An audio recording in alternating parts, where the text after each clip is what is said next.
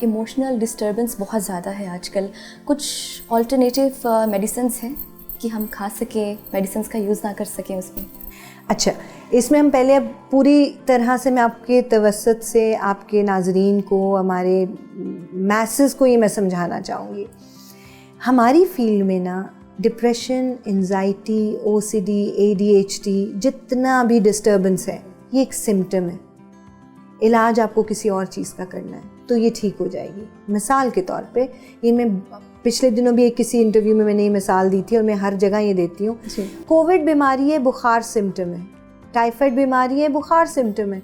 आप क्या बुखार का इलाज करते हो कि कोविड और टाइफाइड का इलाज करते हो? डेफिनेटली आप कोविड और टाइफाइड का इलाज करते हो ना। बुखार के लिए आप हल्की फुल्की दवाई देके उसको सबसाइड करने की कोशिश करते हो। कंट्रोल आप डिजीज़ को करते हो ताकि टेम्परेचर बार बार ना हो।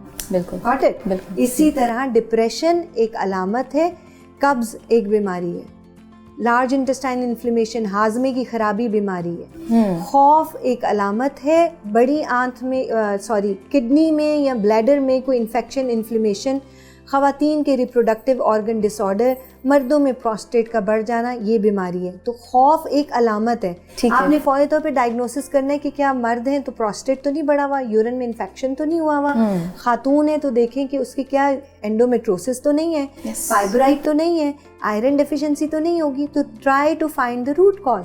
सो मेरे पास जब भी कोई मरीज़ आता है उसकी नब्ज़ शनासी करके हम रूट कॉज पे पहुंचते हैं and then we treat depression, then we treat anxiety. और उसके मुख्तलिफ तरीके हैं। उसमें श्रुधारा 1 लीटर ऑयल से 1 घंटा सर धोया जाता है। अभ्यंगा बॉडी का एक ऐसा मसाज दिया जाता है जिसमें एनर्जी को बैलेंस किया जा सकता है। बेसिकली एनर्जी बैलेंस होती है और ये आपकी क्लिनिक में करवाया जाता है? बिल्कुल, ये मतलब पे कराया जाता है। And then acupuncture for energy balancing, mood. जिस तरह अभी कुछ दिन पहले एक मदर आई अपने बेटे को लेकर, 14 साल का बच्चा था। 2 साल पहले यानी 12 साल की एज पे ही लॉस्ट हिज ग्रैंडफादर। बहुत अटैचमेंट थी। अब उस बच्चे ने कंप्लेन करनी शुरू कर दी दादा के कुछ महीने के बाद कि मुझे तो दादा रोज़ इस टाइम पे मिलने आते हैं। अच्छा। और वो उनसे बातें भी कर रहा है, सब कुछ कर रहे हैं। अब हमारे ये साइकोलॉजिकल, आप उस साइड पे देखो तो वो शिज़ोफ्रेनिक हो रहा है शायद। अच्छा। चीज़ें नज़र आ रही हैं उसको, ठीक है, उसके डिटैच नहीं हो रहा। मेरी फील्ड में प्रॉपर एक्यूपंक्चर गोस्ट पॉइंट्स हैं जो आपके रूहों के ताल्लुक को अलग करते हैं और ये 5000 साल पहले डिफाइन किया गया। ठीक है। और जो कुछ लोग ट्रॉमा में चले जाएं उनको वापस निकाला जा सकता है? एक्यूपंक्चर निकलिंग है, ठीक है, बिल्कुल किया जा सकता है। अब मैंने उसको यहाँ पे, हमारे यहाँ ये इस जगह पे LI11 से थोड़ा सा ऊपर, यहाँ एक पॉइंट है, उसके ऊपर एक्यूपंक्चर, उसको हम गोस्ट पॉइंट बोलते हैं। बेसिकली बॉडी पे 13 गोस्ट पॉइंट्स हैं। ये गोस्ट वाले पॉइंट्स नहीं है।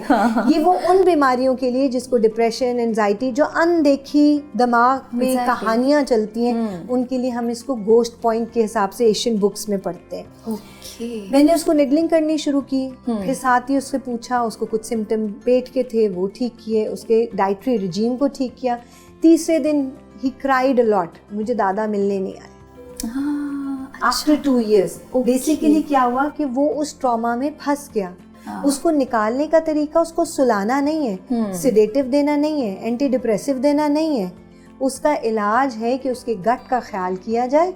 उसकी स्टक एनर्जी को एक्यूपंक्चर से मूव किया जाए। दिमाग का ताल्लुक हमारे गट से है। बिल्कुल, दिमाग का ताल्लुक अब आपके गट से। देखो हमारे पास 3 ब्रेन है, gut brain, heart brain and the brain. Exactly. जो हार्ट ब्रेन है ये आपका एम्परर है। Ambit, as an ambit coach, मैं ये भी एक है मेरी फील्ड का हिस्सा। अच्छा। उसमें हार्ट ब्रेन आपका डिसीजन लेता है, आपका दिल डिसीजन लेता है ना।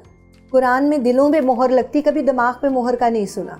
So decision comes from here, likes और डिसलाइक। ये अच्छा लगा है, ये मुझे बुरा लगा है। अब उस डिसीजन पे स्ट्रैटेजी यहाँ बनती है, इस अच्छे या बुरे से जान कैसे छुड़ानी है, या हासिल कैसे करना है, या अपनी मंजिल पे कैसे पहुंचना है। बिल्कुल ठीक। करने की फीलिंग गट देती है।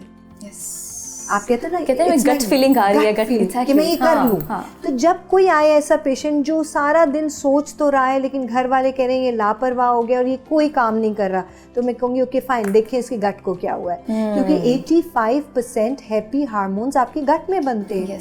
अगर गट कॉन्स्टिपेटेड है, अगर आपको H. पाइलोराई है, अगर आपको टाइफाइड का पुराना जरासीम पड़ा हुआ है और आपका IgG पॉजिटिव है, एलोपैथिक में IgG पॉजिटिव है, तो बस कोई बात नहीं, इसका ख्याल करने की कोई ज़रूरत नहीं। मेरी फील्ड में that is the major point जो डिप्रेशन दे सकता है। अच्छा, तो मैं फौरी तौर पे उसको 40 दिन नहीं तो 20 दिन नहीं तो 7 दिन, डिपेंडिंग ऑन द कंडीशन, मैं डाइट से उसकी गट को क्लीन करूँगी, हर्ब्स दूंगी टू सपोर्ट एंड ट्रीटमेंट देंगे टू बैलेंस द एनर्जी। तो ये फुल पैकेज आएगा आपकी माइंड, बॉडी एंड सोल को हील करने को अल्टरनेटिव मेडिसिन। मासूमा जी, ये डिप्रेशन, एंजाइटी, ये स्ट्रेस, ये एक बहुत बड़ी डिबेट है। मैं चाहती हूँ कि अभी खुल के आप मुझे टाइम दें और मैं आपसे इस बारे में बात करूँ। हमारे यहाँ पे तो अब हैप्पीनेस प्रोग्राम्स भी हम कराते हैं। देखो, जितने भी जहाँ पे भी आप ट्रीटमेंट लेते हो, हर एक की अपनी डोमेन है, everybody is doing the best job.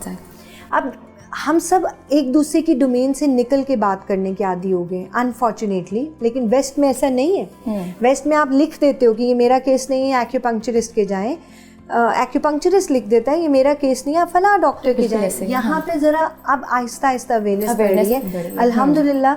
मेरे साथ मेरे बहुत सारे ऐसे फ्रेंड्स एलोपैथी में हैं जो कि हम मिल के काम करते हैं, वो मुझे और मैं उनको, हम सपोर्टिव एलिमेंट के तौर पे काम करते हैं और किया जा सकता है। अगर आप साइकाइट्रिक मेडिसिन ले रहे हैं, मेरे साथ जैसे एक डॉक्टर साहब हैं, he is a very kind doctor, वो अपने पेशेंट को साथ ही मेरे पास भेज देते हैं क्योंकि वो समझ गए कि गट को ठीक करता हूँ तो मेरे रिजल्ट बेहतर आते हैं।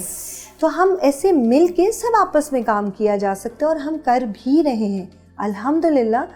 मेरे साथ गायनेकोलॉजिस्ट हैं, मेरे साथ साइकाइट्रिस्ट हैं, मुख्तलिफ डॉक्टर्स हैं जिनको हम कह रहे हैं, वो मुझे और मैं उनको आपस में हेल्प करते हैं। अब हम हर कोई अपनी डोमेन से बाहर निकल के मैं बीइंग अ हकीम कह दूँ इन शुगर ठीक हो जाएगी, तो मैंने गलत बात की। बिल्कुल ऐसे आप मैनेज कर सकते हो और बेहतर मैनेज कर सकते हो, लेकिन आप उसको पूरी तरह से क्योर नहीं कर सकते। क्यों? क्योंकि पेशेंट परहेज करने को नहीं मानता। क्योर किया जा सकता है, पेशेंट ना माने तो अलग बात। मासूमा जी, थोड़ा सा बता दीजिए पैनिक अटैक, स्ट्रेस और एंजाइटी में क्या फ़र्क है? क्योंकि मैंने बहुत से लोगों को देखा है, उनका सांस फूल रहा होता है लेकिन वो किसी हार्ट के डॉक्टर के पास चले जाते हैं कार्डियोलॉजी में कि उनको हार्ट का कोई प्रॉब्लम है, लेकिन उनको ये नहीं पता चलता कि पैनिक अटैक भी कोई बीमारी है, एग्जिस्ट करती है। देखो, मेरी फील्ड में lungs and large intestine is a couple organ, ये डिफाइंड है। हाँ। और आज से 4000 साल पहले का डिफाइंड है। लंग्स और लार्ज इंटेस्टाइन कपल ऑर्गन है, इनका इमोशन डिप्रेशन है। जैसे मैं अभी बता रही थी, लंग्स एंड लार्ज इंटेस्टाइन का इमोशन डिप्रेशन एंड सैडनेस है। सैडनेस में और डिप्रेशन में पैनिक अटैक आते हैं, पैनिक ज़्यादा हो जाते हैं। अब वो पैनिक क्यों होते हैं? मेरी फील कहती है वो सांस पूरा नहीं ले रहे। हाँ। तो देखो, उनको साइनसाइटिस तो नहीं है, एलर्जीज तो नहीं है, उनकी कब्ज़ है, पखाने का पहला हिस्सा सख्त और बाकी नरम तो नहीं आ रहा, या प्रॉपर कॉन्स्टिपेशन 2-2, 4-4 दिन नहीं आ रही, वो बाहर से खाना तो नहीं खा रहा, उसको गैसेस तो नहीं हो रही। अब पैनिक अटैक कर, अगर कोई भी पेशेंट इस वक्त मेरा सुन रहा होगा तो वो मेरी इस बात पे मुत्तफिक होगा, मेरी बात पे, कि जब भी पैनिक अटैक आता है, आप पिछले 2 खाने देख लो, या हमने बर्गर, पिज्ज़ा, पास्ता, कुछ ऐसी चीज़ खाई होगी, अगले दिन पैनिक अटैक आएगा, सांस फूल जाएगा, दिल घबराएगा। खाने का भी ताल्लुक है पैनिक अटैक से? खाने का ही ताल्लुक है उससे, क्योंकि गैसेस तंग करती हैं, वेगस नर्व तंग होती है। जब वेगस नर्व तंग होती है, पैल्पिटेशन होती है, जब पैल्पिटेशन होती है, फोकस आउट होता है और आपको लगता है बस आपका सांस अब नहीं आएगा। इनको खत्म कैसे किया जाए? कोई है इलाज? बिल्कुल इलाज है। क्यों नहीं खत्म किया जा सकता? बार बार कह रही है, अपनी डाइट को बदल दीजिए। डाइट को बदले, अपनी डाइट के लिए एक तबीब से मिलिए, वो आपको बताएगा कि आपने अब क्या खाना है इसके साथ। अच्छा, जिन लोगों की डाइट भी अच्छी है लेकिन फिर भी उनके साथ ऐसा हो रहा है, फिर इस सूरत हाल में क्या करें? ऐसा कभी होता नहीं है। वो जिसको अच्छी डाइट कहते हैं कि हम तो घर का खा रहे हैं, तो खा वो गोभी, भिंडी, अरवी मुसलसल रहे होंगे। पॉसिबल नहीं है कि अच्छा खाने वाले को पैनिक अटैक ना हो। पैनिक अटैक हो रहा है तो डेफिनेटली आपको अपनी डाइट को चेंज करना है।